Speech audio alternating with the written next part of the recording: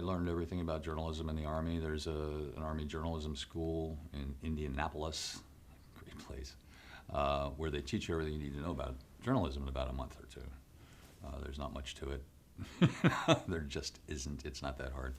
And then when I got out, I worked in radio in Germany. I got sent to Germany, so I worked in the Armed Forces Network radio station in Frankfurt for a while, and then moved into like a little newspaper, Army newspaper, and did that. So that was my journalism experience. And when I got out of the Army, I worked for an American newspaper in Germany, which covered stuff all over Europe. So that was fun.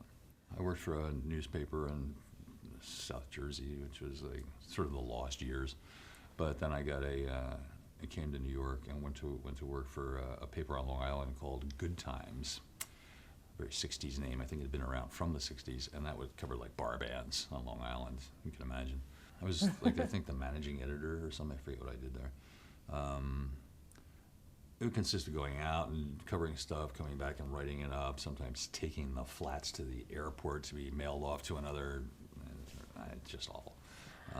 But it got you into the city a lot, and you covered a lot of what was going on. It was 1976, and punk was happening. It was very exciting. So, and then after that, I think in the '78, got hired at Circus Magazine, a metal magazine with lots of bare-chested young boys on the cover.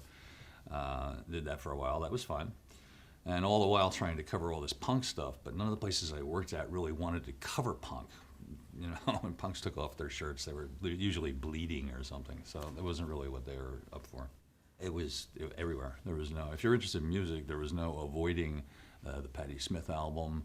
There was no denying like the Blondie album, which was just one great song after another. And it was all these great songs. It was our Liverpool. You know, it was, if you weren't in Liverpool for the Beatles or something, this was it here. And if you're going to CBGB's, you see something being born. It was just fabulous. Were you a part of the scene back then? Well, I went to CBGB's an awful lot and stayed really late. Saw the Ramones a lot, saw Blondie a lot, saw Talking Heads, all those people.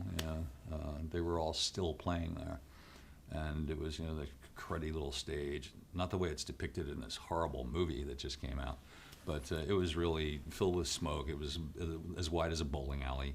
And it was just a great place. And there were all these people, like writers would be there, and pretty soon people from way uptown, like rich people, were coming. That was probably the beginning of the end.